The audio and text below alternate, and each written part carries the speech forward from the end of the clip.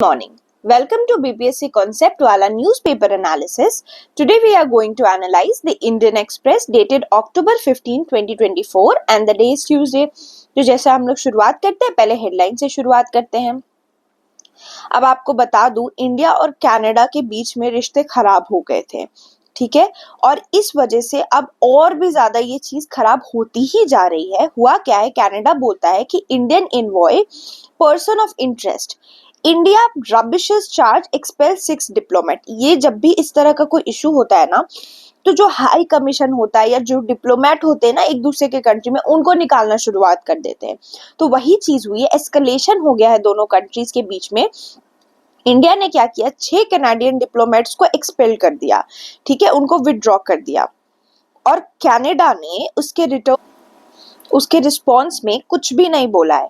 देखो हुआ क्या है ना, कि कनाडा ने क्या किया था, हमारे जो इंडियन हाई कमीशन थे उनको आइडेंटिफाई कर दिया था as a person of interest. किसके पर्सन ऑफ इंटरेस्ट में, जो हरदीप सिंह निज्जर के। उस दिन मैंने लेक्चर में गलती से आप लोगों के सामने निज्जर की जगह दूसरा नाम ले लिया था। Thank you for pointing it out. कभी कभी मिस्टेक हो जाती है, कुछ वर्ड्स इधर उधर हो जाते हैं, सो आई एम रियली ग्लैड कि आप लोग इसको पॉइंट आउट कर देते हो। तो हरदीप सिंह निज्जर की जो किलिंग हुई थी ना, जो खालिस्तानी सेपरेटिस्ट थे, उनके में इन लोगों ने पर्सन ऑफ इंटरेस्ट हमारे ही इंडियन एम्बेसडर्स को, हाई कमीशन को मान लिया है। तो इसलिए इन्होंने क्या किया था, कनाडा ने 6 इंडियन डिप्लोमेट को डिसमिस कर दिया था। तो ये जो सिचुएशन है, ये टिट फॉर टैट है, तो हमने भी 6 कर दिया, ठीक है।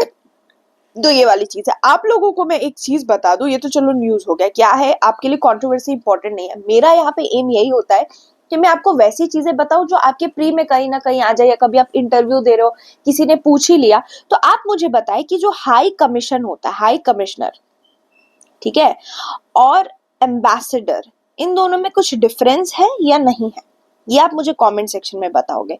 कि जब हम बोलते हैं कि ये फॉरेन एम्बेसी में एम्बेसडर है, या फिर हम बोलते हैं कि हाई कमीशन है, तो इन दोनों में कोई अंतर है क्या, किसी वजह से इनको बोलते हैं, ये आप मुझे बताओगे। ये इंपॉर्टेंट है, कल को आपसे कोई इंटरव्यू में पूछ ले तो यू शुड साउंड इन्फॉर्म्ड, ठीक है।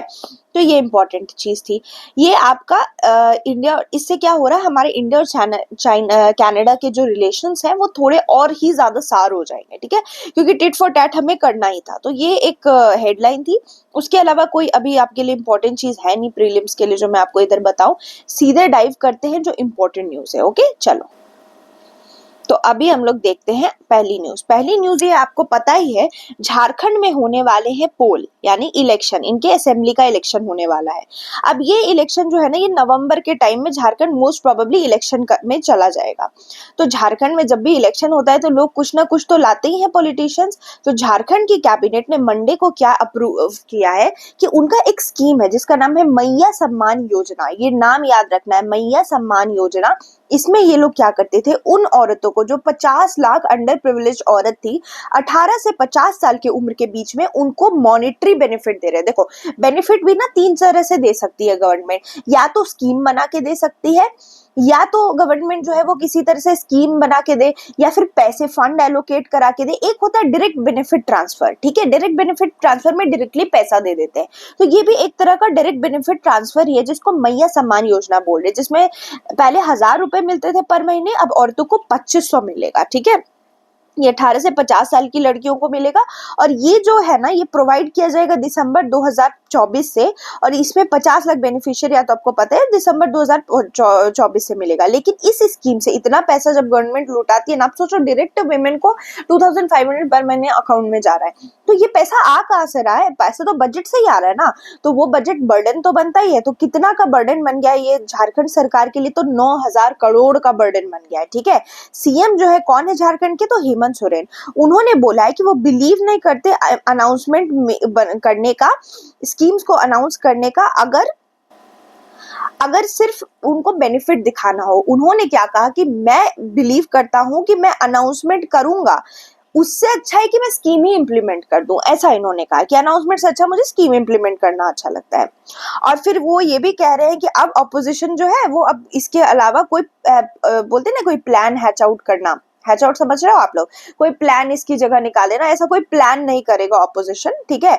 ऑपोजिशन को हम समय नहीं देंगे प्लॉट करने का, लेकिन ऐसा तो ऑपोजिशन है भाई।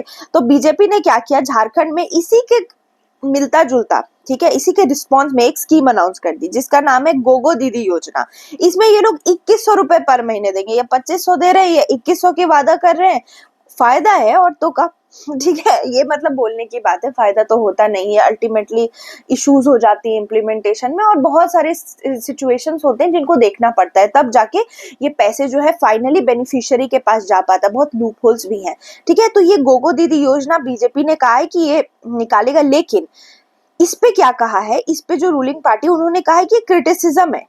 क्यों क्रिटिसाइज किया इन्होंने, क्यों क्रिटिसाइज किया, क्योंकि इलेक्शन कमीशन ऑफ इंडिया के एडवाइजरी के हिसाब से अभी इस तरह का कोई भी स्कीम का अनाउंसमेंट नहीं कर सकती है कोई भी गवर्नमेंट, ठीक है। रनिंग कोalition बोलती कि वायलेशन है ईसीआई की एडवाइजरी की, ठीक है। ये वाली चीज हो गई। दूसरी चीज है कि कैबिनेट ने एक और चीज किया है झारखंड की, उन्होंने क्या किया है, उन्होंने एक कमेटी बनाई है। किस चीज के लिए कमेटी बनाई, तो इकोनॉमिक और सोशल सर्वे कंडक्ट कराने के लिए। देखो, अगर किसी को पैसा दे रहे हैं ना हम, तो किस बेसिस पे दे रहे हैं, ऑफकोर्स उनको बात यहाँ पे अंडर प्रिविलेज की हो रही है। अंडर प्रिविलेज दो टर्म में हो सकता है, एक तो इकोनॉमिकली अंडर प्रिविलेज हो सकता है, एक सोसाइटली अंडर प्रिविलेज हो सकता है, ठीक है। तो इसके लिए क्या करने की जरूरत है, इसके लिए सर्वे करने की जरूरत है, तभी तो पता चलेगा बेनिफिशियरी कितने हैं, कितने लोगों को देना। तो इकोनॉमिक और सोशल सर्वे की बात करें, लेकिन यहाँ पे कैच ये है कि ये लोग इकोनॉमिक और सोशल सर्वे किसकी कराने की बात कर रहे हैं, तो टी ट्राइब्स की, जो झारखंड में रहते हैं, of Jharkhand residing in Assam, ठीक है। वो टी ट्राइब झारखंड के जो असम में रहते हैं उनको ओबीसी क्लासिफाई करने की बात की जा रही है, ताकि उनके कल्चर, सोशल और इकोनॉमिक वेलफेयर की बात हो सके, उनको ओबीसी कैटेगरी दो, तो ओबीसी कैटेगरी से बेनिफिट मिलेगा। तो ये है, क्योंकि अभी झारखंड हमारा पड़ोसी है, झारखंड जो है वो इम्पोर्टेंट है, झारखंड पोल्स में जा रहा है, तो ये इम्पोर्टेंट हो गया था। देखो, जो भी मैं यहाँ पे न्यूज लेकर आऊंगी, जो भी चीजें बताऊंगी, ये योजना वगैरह ये इंपॉर्टेंट हो जाते हैं। एग्जाम में एज इट इज योजना पूछ देगा, मैया सम्मान योजना किसने लॉन्च किया। तो आप लोग हम पे ट्रस्ट करो कि हम जो भी न्यूज आर्टिकल लेके आते हैं, जो भी चीजें लेके आते हैं, वो आपके एग्जाम में टारगेट होगी ही होगी, इन वन वे और दी अदर। हो सकता है एज इट इज नहीं आए, पर आपको आइडिया रहेगा तो बिल्कुल आ जाएगा। इसलिए मैं समझाने पे फोकस करती हूँ आप लोगों को, ठीक है, चीजों को देखती हूँ, एक्स्ट्रा इन्फॉर्मेशन देने पे फोकस करती हूँ। आपका काम है सिर्फ ट्रस्ट करना और सुनना। एग्जाम बहुत नजदीक है, तो मैं इसलिए डिटेल की एडिटोरियल नहीं लेके आ रही हूँ, क्योंकि आप लोग के पास अभी इतना टाइम नहीं होगा कि आप एडिटोरियल पढ़ो, मेंस के पर्सपेक्टिव में सोचो, प्री मोड में आ जाते हैं ना, क्योंकि एग्जाम नजदीक है और अभी इतने सारे फंक्शंस, त्योहार भी आ रहे हैं, उसको भी तो एंजॉय करना है। चलो, तो ये हो गया है पहला न्यूज। दूसरा न्यूज ये है कि अभी जो है ना एक सर्वे हुई, उस सर्वे में क्या कहा गया कि eating less is linked to longer life. कम खाने से जीवन बढ़ता है। देखो क्या हुआ कि कुछ साइंटिस्ट है ना, उन्होंने क्या किया, माउस पे, जब भी हम लोग को इस तरह की कोई चीज होती है ना, तो हम लोग कोई एनिमल होता है उस पे स्टडी की जाती है। वैसे एथिकली तो ये अभी तक थोड़ा एक ग्रे एरिया है। ग्रे एरिया आप लोग जानते हो क्या होता है, ग्रे जोन में है कि एथिकल है कि नहीं रिसर्च करना, but that is another story, उस पर हम अभी नहीं जाएंगे। देखो, माइस के बारे में क्या किया गया, इन्होंने 960 जेनेटिकली डाइवर्स माइस पे स्टडी की। उनको क्या किया, कैलोरी रिस्ट्रिक्शन में डाला, 20% कैलोरी रिस्ट्रिक्शन, 40% कैलोरी रिस्ट्रिक्शन और इंटरमिटेंट फास्टिंग। अब यहाँ से आपके लिए टर्म इंपॉर्टेंट हो जाता है, इंटरमिटेंट फास्टिंग। कल को आ गया तो यू शुड नो।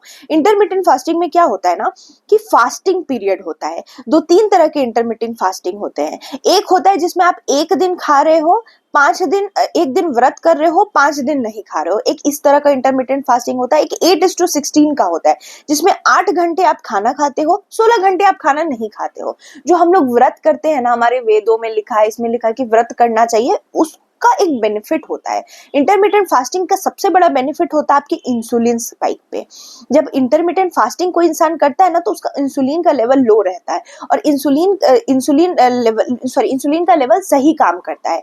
आपकी इंसुलिन जो है ना, वो ब्लड शुगर मेंटेन करती है, ठीक है। इंसुलिन का लेवल सही काम करता है। मैं आपको थोड़ा सा यहाँ पे साइंस बता देती हूँ। हमारे पैंक्रियाज एक ऑर्गन होता है, ठीक है, ऐसा लीफ जैसा दिखता है पैंक्रियाज। पैंक्रियाज में बनता है एक हार्मोन जिसको हम लोग इंसुलिन बोलते हैं। इंसुलिन का क्या काम होता है, ब्लड शुगर को मेंटेन करना है। मैं बना ही देती हूँ, ये देखो, थोड़ा सा आपको समझा भी देती हूँ। ये देखो, ये होता है पैंक्रियाज। पैंक्रियाज लीफ जैसा दिखता है, पत्ता मत समझना इसको, पैंक्रियाज है।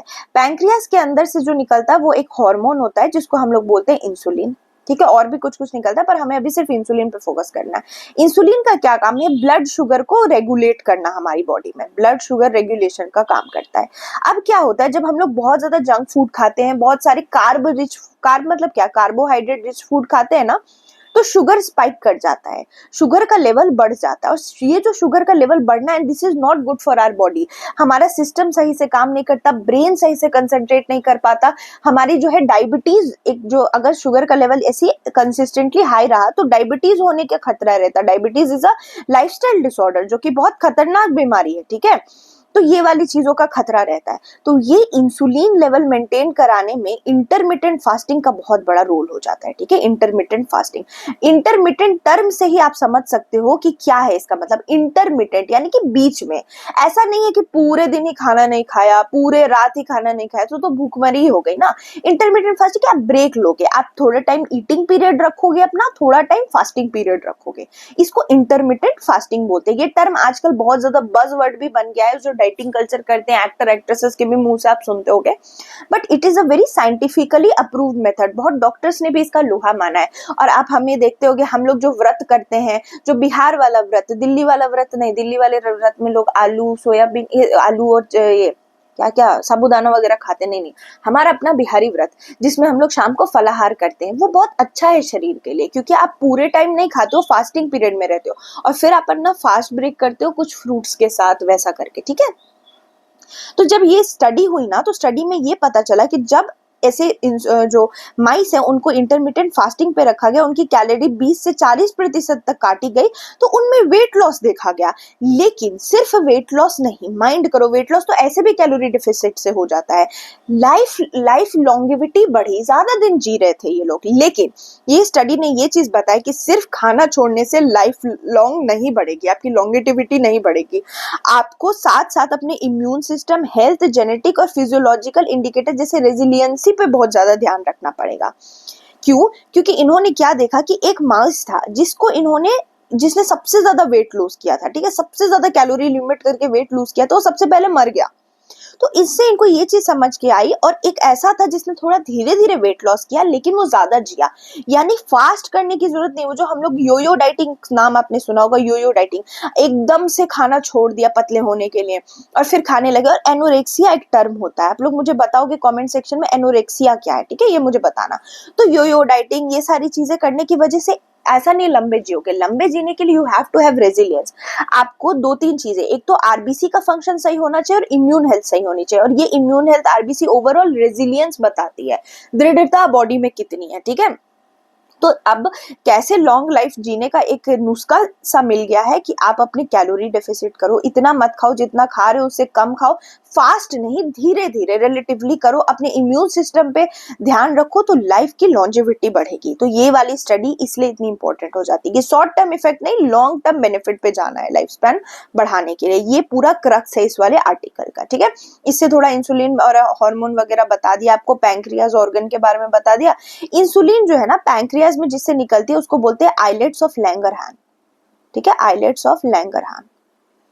थोड़ा आपका बायो भी रिवाइज हो जाएगा। चलिए नेक्स्ट मूव करते हैं। उससे पहले आपको पता ही है कि हमारी बुक है तर्कश करंट अफेयर की प्रैक्टिस बुक है, ये सारी आप इससे अच्छे से प्रैक्टिस कर सकते हो। नेक्स्ट, अभी जो नोबेल प्राइज मिला है ना, किसके, इकोनॉमिक्स पे, ठीक है। जो नोबेल प्राइज इकोनॉमिक्स में देते हैं ना, वो देता है स्वर्गीय रिस्बैंक प्राइज इन इकोनॉमिक साइंसेस बोलते हैं।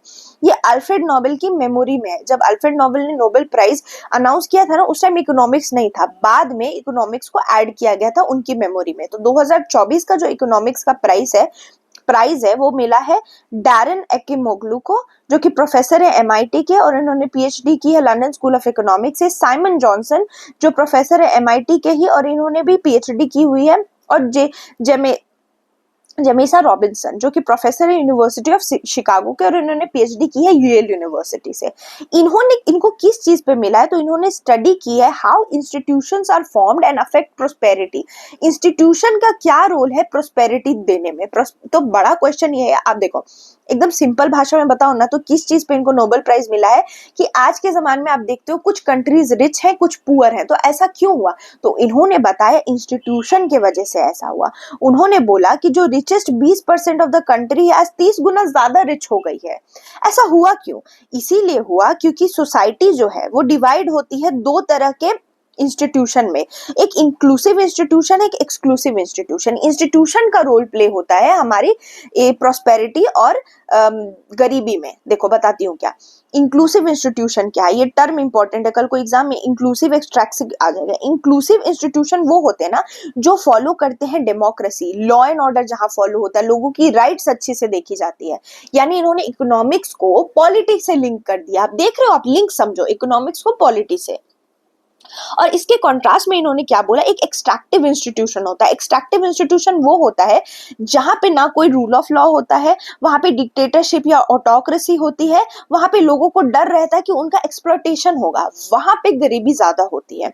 तो ये पूरा क्रक्स था इनका, ठीक है। इन्होंने बहुत अच्छे से स्टडी की, इन्होंने सारे एविडेंसेस देखे और अवेलेबल एविडेंसेस में जब इन्होंने स्टडी की तो ये चीज पता चली इनको। देखो इंपॉर्टेंट यहाँ पे क्या चीज है, कुछ इंपॉर्टेंट चीजें मैं आपको बताती हूँ। इन्होंने क्या बोला, जो कॉलोनियल ओरिजिन है ना कंट्रीज के डेवलपमेंट का, वो भी बहुत ज्यादा अफेक्ट करता है इस चीज को।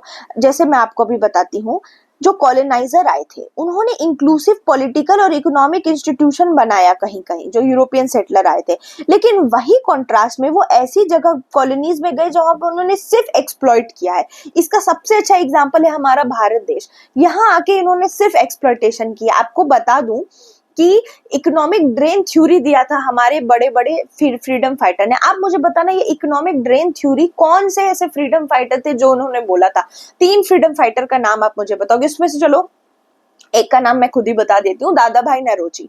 उनके अलावा 2 और थे जिन्होंने इकोनॉमिक ड्रेन थ्योरी के बारे में सबसे पहले बात की थी कि कैसे जो कॉलोनाइजर है वो हमारा आके जो है वो इकोनॉमी को ड्रेन करके जा रहे हैं। तो ये चीज इन्होंने बताई कि जो एविडेंसेस है ना उस पर जो इन्होंने स्टडी की, तो इस पे इन्होंने यही चीज बताई कि जो कॉलोनाइजर थे उन्होंने 2 तरह के इंस्टीट्यूशन बनाए, इंक्लूसिव और एक्सट्रैक्टिव, ठीक है।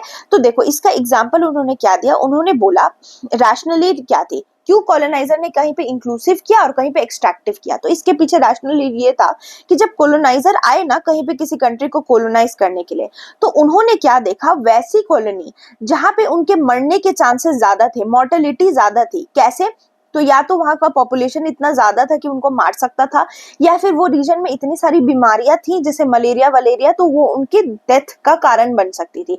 तो यहाँ पे कॉलोनाइजर एक्सट्रैक्टिव इंस्टीट्यूशन बन के आए। यहाँ पे इन्होंने सोचा कि हम एक्सट्रैक्ट करेंगे, हम यहाँ पे सेटल नहीं करेंगे, अनविलिंग टू सेटल। कोई भी ऐसा ब्रिटिशर है जो आज इंडिया में रह रहा है, नहीं।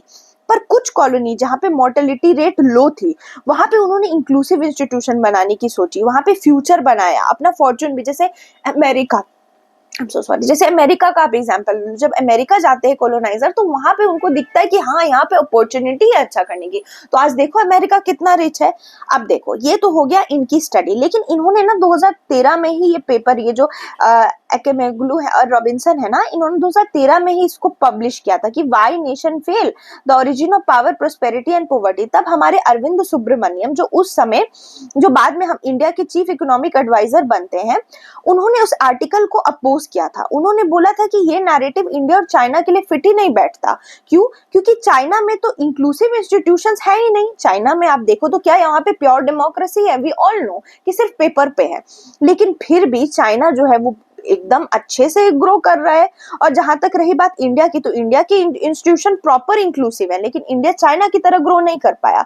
और सुब्रमण्यम जी ने यह भी कहा कि चाइना का जो ग्रोथ स्पर्ट है वो सिर्फ आखिरी के 3 डेकेड में आया है, पर इंडिया जो है उसके पास अभी भी पोटेंशियल है कि आने वाले 3 डेकेड में ये आगे बढ़ा दे। अगर चाइना किसी तरह से फॉल्टर भी करता है, उसके पास अच्छे इंस्टीट्यूशंस नहीं है, जैसे डेमोक्रेसी नहीं है, फिर भी China is giving results, China जो है वो बदल रहा है। तो उनका ये कहना था। लेकिन एकोमोग्लू जी ने ये कहा कि अगर हम लोग डेटा को अच्छे से देखें ना, जैसे फ्रीडम हाउस एक ऑर्गेनाइजेशन है उसका डेटा देखें या वीडेम का देखें, तो वो भी यही दिखाते हैं कि जो इंस्टीट्यूशन पूरे वर्ल्ड में है ना, वो आज के जमाने में वीक और वीक ही होती जा रही है। इस वजह से पॉवर्टी और ये सारी चीजें बढ़ रही है। उन्होंने ये बोला कि ध्यान से देखो तो अथॉरिटेरियनिज्म, डिक्टेटरशिप, ये सारी चीजें बढ़े, जबकि डेमोक्रेसी ऑल टाइम लो पे है अपने, और ज्यादा इश्यूज ही क्रिएट कर ले। और अगर इस तरह से चलता रहा तो लोगों के लिए प्रोस्पेरिटी कम होगी। तो ये पूरा हमारा जो है वो नोबेल प्राइज इकोनॉमिक्स पे मिला है। काफी इंटरेस्टिंग स्टडी थी और काफी अच्छी स्टडी थी, तो आपको याद रखना है, ठीक है। बैरन एकेमोग्लू, साइमन जॉनसन और जेम्स रॉबिन्सन। चलो नेक्स्ट आर्टिकल पे बुकते। तो देखो स्पेस एक्स ने ना अपना स्टारशिप बूस्टर लॉन्च किया विथ रोबोटिक आर्म। ये एक बहुत रेवोल्यूशनरी चीज हो गई। क्यों रेवोल्यूशनरी होगी? देखो क्या किया ना इन्होंने, ये देखो ये है इनका रोबोटिक आर्म, ये आ रहा था। देखो एक इन्होंने क्या किया, स्पेस एक्स की स्टारशिप लॉन्च की, उसका पहला स्टेज 70 मीटर लॉन्ग था, वो ऊपर गया, ठीक है, ऊपर जाने के बाद वो नीचे आया और नीचे ऐसे टेढ़ा होके आ रहा था, फिर वो सीधा हो जाता है बीच में, अपनी स्पीड कम कर लेता है और एक रोबोटिक आर्म उसको कैच कर लेता है। तो आप समझ रहे हो कितनी बड़ी चीज है, यानी रीयूजेबल रॉकेट सिस्टम बनने का कितना बड़ा ये चांस हो गया। रीयूजेबल रॉकेट सिस्टम क्यों इतना बड़ा ऐसा इतना बड़ा चीज हो जाता है? तो देखो जब रॉकेट लॉन्च करते हैं ना, तो वो मोस्टली जो रॉकेट लॉन्च होती हैं वो ऐसी होती है ना कि जो वन टाइम यूज के लिए होती है, ठीक है, वन टाइम गई और फिर वापस आ गई, मोस्टली यही होती है, इनको एक्सपेंडेबल बोलते हैं। ये देखो यहाँ मैं दिखाती हूँ आपको, एक सेकेंड, वेट अ मिनट, हाँ, इसको एक्सपेंडेबल बोलते हैं। एक्सपेंडेबल मतलब सिर्फ एक बार यूज कर सकते हैं, तो बहुत कॉस्टली हो जाता है। सोचो आपने इतने पैसे लगा के एक रॉकेट बनाया और वो गया और फिर वापस आके उसका कोई यूज नहीं है, तो इसीलिए टाइम तो कंज्यूम होता ही है प्लस कॉस्टली भी होता है। तो सोचो अगर ऐसा कुछ हम लोग कर लें कि जिसमें हम ऐसा रॉकेट बनाए कि जो रीयूजेबल हो सके, तो वो पैसा भी बचाएगा, टाइम भी बचाएगा और बहुत ज्यादा सक्सेस भी देगा। आज तक बहुत तरह से रिसर्च हुई, लेकिन स्पेस एक्स ने जो कर दिखाया वो बाकी कोई नहीं कर पाया। तो ये जो रोबोटिक आर्म है ना, इसने कैच कर लिया। स्टारशिप के बारे में बताते हैं, स्टारशिप है क्या। तो स्टारशिप 2 स्टेज का हैवी व्हीकल था, जिसमें कौन था, एक बूस्टर था, एक अपर सेक्शन था। रॉकेट सिस्टम ये नियरली 120 मीटर टॉल था और ये लार्जेस्ट रॉकेट एवर बन गया है, सैटर्न 5 से भी बड़ा। देखो नील आर्मस्ट्रांग जिस रॉकेट से बैठ करके वहां गए थे ना मून पे, उसको सैटर्न 5 बोलते हैं। क्या बोलते हैं? सैटर्न 5। तो कल को पेपर में ऐसे आपको क्वेश्चन आ सकता है कि नील आर्मस्ट्रांग कौन से वाले रॉकेट पे गए थे, तो दैट वाज सैटर्न 5, जो कि 111 मीटर लंबा था, पर ये तो इससे भी बड़ा था, 120 मीटर था। तो आप पर्सपेक्टिव में ले लो तो कुतुब मीनार 72.5 मीटर टॉल है, जो फर्स्ट स्टेज के लेंथ जितना है, जितना इनका फर्स्ट स्टेज का लेंथ है ना, उतना लेंथ है। तो स्टारशिप ऐसे डिजाइन किया गया है कि इससे जो है ना लोगों को भी बिठा के ले जा सकते हैं, अर्थ के ऑर्बिट से बाहर मून पे भी ले जा सकते हैं, मार्स और उससे भी ज्यादा। तो ये पूरे स्पेस ट्रैवल को रिवोल्यूशनाइज कर सकता है। सोचो मान लो कल को मार्स का कोई मिशन है और हमने रॉकेट भेजा और वो रॉकेट वापस आ गया, सोच रहे हो कितने पैसे बचेंगे, बार बार हम भेज सकते हैं, वापस ला सकते हैं, लोगों को भी बिठा के वापस ला सकते हैं। ये मिशन जो है वो संडे को जो है स्टारबेस से लॉन्च हुआ था, टेक्सास से, ठीक है। और ये जो है 3 मिनट 40 सेकेंड अपने लॉन्च के बाद बूस्टर डिटैच हो जाता है स्टारशिप से, फ्लिप करता है, घूमता है, रीस्टार्ट करता है 13 रैप्टर्स और वापस से टेक्सास कोस्ट के पास आ जाता है। लेकिन कोस्ट में यूजुअली पहले क्या होता था ना, रॉकेट्स ऊपर जाती थी, ऊपर से नीचे आती थी और जाके समुद्र में छलांग मार लेती थी, ठीक है। लेकिन इस बार नहीं हुआ ऐसा, समुद्र में जाके स्प्लैश नहीं किया, इसको एक रोबोटिक आर्म ने पकड़ लिया, ठीक है। और यहीं पे चेंज होता है आपका रिवोल्यूशन। कैसे इन्होंने क्या किया, तो बूस्टर ऊपर गया, उसने अपनी स्पीड कम की, 27,350 किलोमीटर पर आवर से एक एंगल पे डिसेंड किया, स्ट्रेटन किया उसको, और उसके बाद जो इनका आर्म था, जिसका नाम कौन सा आर्म है, गैंट्री आर्म या रोबोटिक आर्म, जो भी बोलो, जायंट रोबोटिक आर्म, उसने इसको पकड़ लिया। इस जायंट रोबोटिक आर्म को इन्होंने एक बड़ा अच्छा सा नाम दिया, मेकाजिल्ला, ठीक है, याद रखिएगा, मेकाजिल्ला। ये मेकाजिल्ला जो है, गॉडजिला वगैरह सुना है आपने, एक मूवी भी आई थी, तो ये मेकाजिल्ला है क्योंकि ये लिटरली ऊपर से नीचे इसने अपने हाथों से इसको पकड़ लिया, ठीक है। और इसके बाद स्विच ऑफ हो गया इंजन का। तो ये जो स्टारशिप स्पेसक्राफ्ट है ना, ये अभी रेवोल्यूशनाइज करती रहेगी, ठीक है, बहुत ज्यादा तरह से रेवोल्यूशनाइज करती रहेगी और इससे पूरा स्पेस का सिस्टम ट्रेजेक्टरी चेंज हो सकती है, ठीक है। तो ये चीज मैंने आपको बता दी। दूसरी जो है, स्पेस एक्स जो है ना, वो उसने मास्टर कर लिया इस प्रोसेस का, जिसमें स्मॉलर वर्क हाउस रॉकेट, इनका एक फैल्कन 9 रॉकेट है, बहुत बार आपने सुना होगा फैल्कन 9 रॉकेट, जो कि इस प्रोसेस को ना, टच डाउन वाले प्रोसेस को बहुत ज्यादा अच्छे से मास्टर कर चुका है। ये प्रोसेस थोड़ा डिफरेंट है ये वाला थोड़ा डिफरेंट था, क्योंकि इसमें क्या था ना, इसको किसी ने पकड़ा था मिड एयर में, ओके।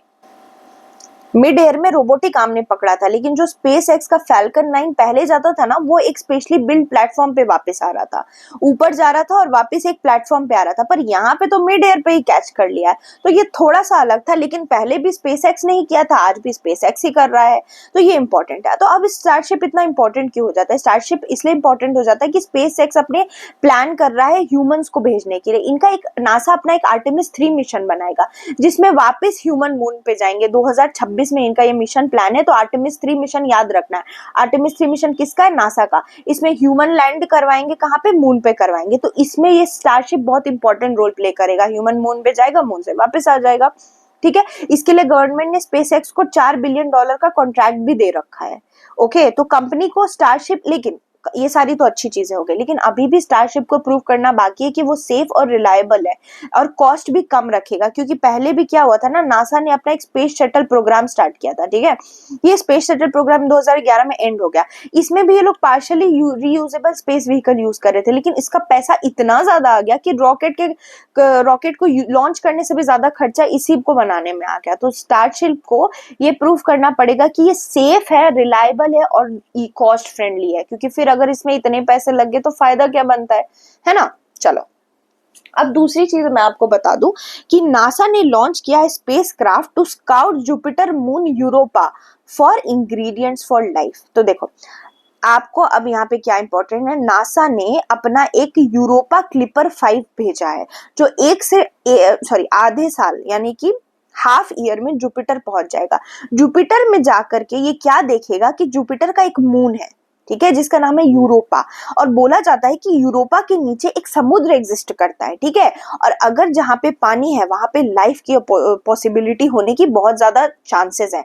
तो ये जो यूरोपा क्लिपर है, ये जाएगा यूरोपा के नीचे, समुद्र देखेगा। लेकिन इंपॉर्टेंट चीज ये है जो आपके लिए समझना बहुत जरूरी है, यूरोपा जाके लाइफ के बारे में नहीं डिटेक्ट करेगा, क्योंकि यूरोपा के पास ऐसा कुछ है नहीं कि वो जाके देखे कि हाँ लाइफ है कि नहीं, पर वो इंग्रेडिएंट नेसेसरी फॉर लाइफ देखेगा वहां जाके। यानी कि वो ऐसा कोई ऑर्गेनिक कंपाउंड देखेगा जिससे लाइफ बन के आ सकता है, H2O का कंसेंट्रेशन देखेगा, वो केमिकली लाइफ के ऊपर देखेगा, ठीक है। तो ये जुपिटर के मून पे जाएगा, इतना तो आपको समझ में आ गया। स्पेस एक्स ने जो क्लिपर है उसको अपनी 3 बिलियन किलोमीटर की जर्नी पे भेजा, यानी यहाँ से जुपिटर जाने पे 3 बिलियन किलोमीटर लगेगा। ये फैल्कन हेवी रॉकेट से जाएगा, जो कि फ्लोरिडा के कैनेडी स्पेस सेंटर से रिलीज होगा। इस वाले मिशन में $5.2 बिलियन लगाए गए हैं, ठीक है। लेकिन ट्रांजिस्टर की वजह से ऑलमोस्ट डिरेल हो रहा था, पर अब ये चला गया है। क्लिपर के ट्रांजिस्टर थोड़े से क्यों डिरेल हो रहा था ये समझाती हूँ मैं। देखो, ट्रांजिस्टर की वजह से डिरेल इसलिए होने का चांस है क्योंकि जो जुपिटर है ना, वहां बहुत ज्यादा रेडिएशन है, इंटेंस रेडिएशन है। और इंटेंस रेडिएशन होने की वजह से क्या है ना कि उनको ये पता ही नहीं था कि जो है वो हैंडल कर पाएगा कि नहीं क्लिपर। तो हैंडल करने के लिए क्लिपर को इतना वल्नरेबल होगा इंटेंस रेडिएशन, तो उन्होंने एंटिसिपेट नहीं किया था, ठीक है। तो ये आपके लिए बहुत ज्यादा जरूरी है ये चीज, इसलिए प्रॉब्लम क्रिएट करता है। उसके अलावा परसों तरसों ही मैंने आपको बताया था कि हरिकेन मिल्टन आया हुआ था, कहाँ पे? यूएसए में। तो हरिकेन मिल्टन ने भी इसके डिले में एंजाइटी क्रिएट कर दी, क्योंकि अगर हरिकेन है तो किस तरह से आप लॉन्च कर पाओगे, ठीक है। ये इंपॉर्टेंट है। दूसरी चीज आप जान लो, ये 5700 किलोग्राम का ये प्रोब है, इतना इसका वेट है, और ये कहाँ जा रहा है? तो सोलर सिस्टम के बिगेस्ट प्लैनेट पे। कौन है सोलर सिस्टम का biggest planet? Of course Jupiter. और कब तक पहुंचेगा? तो 2030 तक पहुंचेगा, ठीक है। ये जो है, ये जुपिटर को क्लिपर जो यूरोपा जुपिटर को क्या करेगा? सर्कल करेगा, और फिर एक दिन में ये यूरोपा के पास चला जाएगा। यूरोपा में ये यूरोपा से 25 किलोमीटर लो, इतने नीचे तक ये जाएगा ताकि यूरोपा की क्लियर पिक्चर ले सके विजिटर्स के लिए, ठीक है। और ये फिर पेनिट्रेट करेगा आईसी मून, ये जो मून है ना यूरोपा, ये आईसी है, यहाँ पे बर्फ है, तो उसको पेनिट्रेट करेगा। पेनिट्रेट करके देखेगा कि अंदर समुद्र है कि नहीं। इस स्पेस क्राफ्ट के अंदर 9 इंस्ट्रूमेंट है जो कि सेंसिटिव है इलेक्ट्रॉनिक्स के लिए और रेडिएशन से भी प्रोटेक्शन के लिए बने हुए। बहुत ज्यादा रेडिएशन जैसे मैंने आपको बताया है। अब बोला क्या जा रहा है, अंडरग्राउंड ओशन और ये सारी इंपॉर्टेंट चीज हो गई, इतना ही। दूसरी चीज कि पहला तो अगर यूरोपा पे मिल जाता है लाइफ, तो बहुत बड़ा एक कंटेंडर है कि वहां पे दूसरी लाइफ स्टार्ट हो सकती है। लेकिन अगर सेकेंड नंबर पे कोई कंटेंडर है जहां पे लाइफ स्टार्ट हो सकती है यूरोपा के बाद, तो वो है आपका सैटर्न का मून एनसेलेडस पे। अब ये प्रीलिम के लिए इंपॉर्टेंट हो जाता है। दूसरा चीज एनसेलेडस, क्यों? क्योंकि एनसेलेडस का जो मून है ना, इसके अंडरग्राउंड ओशन और गीजर दोनों है, तो ये सेकंड कंटेंडर हो जाता है। अब मैं आपको बता दूं कि नासा पहले भी 2 ऐसे मिशंस भेज चुका है जुपिटर में 1970 में, एक पायनियर स्पेसक्राफ्ट भेज चुका है और 2 वोएजर भेज चुका है। वोएजर ने जो है ना पहली पिक्चर प्रोवाइड की थी यूरोपा की, लेकिन बहुत डिस्टेंस से। इस बार तो काफी 25 किलोमीटर की हाइट पे देखेंगे, पर उस टाइम क्या था, काफी डिस्टेंस से, स्टिल एक्शन पे था। अभी नासा जो है ना, बाद में नासा ने एक जूनो स्पेसक्राफ्ट भेजा, जूनो ने भी कुछ यूरोपा की पिक्चर भेजी। अब देखो नेक्स्ट चीज आपके लिए इंपॉर्टेंट क्या है, जुपिटर पे जब ये क्लिपर पहुंचेगा ना, उसके 1 साल बाद 2030 में तो यूरोपा क्लिपर पहुंचेगा, 2031 में यूरोपियन स्पेस एजेंसी का जूस स्पेसक्राफ्ट जाएगा। जूस का फुल फॉर्म है जुपिटर आईसी मून एक्सप्लोरर। ये बहुत इंपॉर्टेंट है, बहुत एग्जाम में आया कि जूस मिशन किसका था, तो यूरोपियन स्पेस एजेंसी का। तो ये 2031 में पहुंचेगा। कहाँ पहुंचेगा, तो जूस मिशन एक्सप्लोर करेगा आईसी मून को। किसके आईसी मून को, तो जुपिटर के आईसी मून को, 3 आईसी मून को, गैनीमीड, कैलिस्टो और यूरोपा। वो भी यही मून को देखने के लिए जाएगा। यूरोपा क्लिपर तो थोड़ा यूरोपा को ही देख रहा है, पर ये जूस मिशन तीनों मून को देख कर आएगा। ठीक है, तो ये इंपॉर्टेंट आपके लिए हो जाता है। ये सारे प्रीलिम की चीजें थी। अब देखो थोड़ा जुपिटर के बारे में कुछ फैक्ट्स बता देती हूँ। तो जुपिटर को उसका नाम जो है ना एंशियंट रोम के गॉड से मिला है, जुपिटर गॉड। 4 बड़े बड़े मून है, ऐसे तो जुपिटर पे 95 मून है ऑफिशियली, पर 4 बहुत बड़े मून है, जिसमें यूरोपा, गैनीमेड, कैलिस्टो आपने देख ही लिया। एक और का नाम आप कमेंट सेक्शन में मुझे बताओगे कि चौथा ऐसा कौन सा मून है। ये 5th प्लैनेट है सन से, लार्जेस्ट प्लैनेट है, ये गैस जाइंट है। ये गैस और डस्ट का बना है। कौन सा गैस, तो हाइड्रोजन और हीलियम गैस दिखेगा। यहाँ पे एक्सट्रीम टेम्परेचर और प्रेशर है, इसलिए लाइफ सस्टेन करना मुश्किल है, पर इसके मून पे नहीं। उसके बाद इसके रेडियस की बात की जाए तो 43,440.7 माइल रेडियस है। जुपिटर में शॉर्टेस्ट डे होता है सोलर सिस्टम का, 10 घंटे का इसका एक दिन होता है। तो ये कुछ ऐसे फैक्ट्स थे जुपिटर के बारे में जो आपको पता होने चाहिए। ये आपका क्वेश्चन ऑफ द डे है कि कौन सा डिस्ट्रिक्ट है झारखंड का, ठीक है, जिसपे सबसे कम परसेंटेज ज्योग्राफिकल एरिया फॉरेस्ट के अंदर है। ठीक है, क्योंकि आपको पता है झारखंड में बहुत फॉरेस्ट है, बहुत खूबसूरत है। तो इसमें से कौन इसमें सबसे कम फॉरेस्ट एरिया है, गिरिडीह, पाकुड़, देवघर या जामताड़ा? तो ये आप लोग मुझे कमेंट सेक्शन में बताओगे। कल मैंने आपसे पूछा था, उसका आंसर 38th पैरेलल है, जो आपने बहुत सही आंसर किया था। साउथ कोरिया और नॉर्थ कोरिया का, that is 38th parallel, that was the right answer. और जो कैडेवर डोनेशन है वो फुल बॉडी डोनेशन होता है, वो भी आप लोगों ने सही बताया था। सो कीप रीडिंग, रिवाइज करते रहिए। प्रीलिम सेंट्रिक चीजें मैं आपको बता देती हूँ, इसको फटाफट इस वीडियो को देख लिया कीजिए, आप न्यूज से भी अवगत रहेंगे।